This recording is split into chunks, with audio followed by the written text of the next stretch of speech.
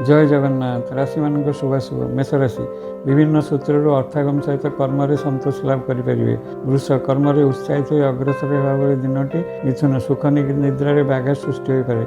अचानक अर्थ व्यय भली समस्या आसीपे। कर्कट हस उल्लास मध्य समय बीतवा सहित कर्म आत्मसंतोष लाभ करेंगे।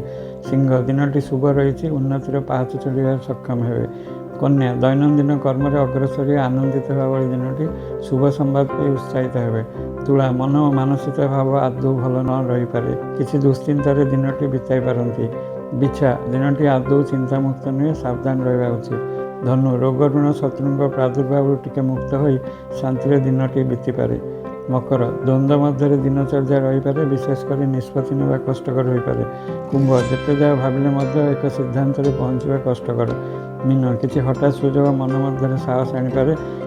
बाधाविघ्न रही राशि मैंने हिरिंग सोमाय नम मंत्र जप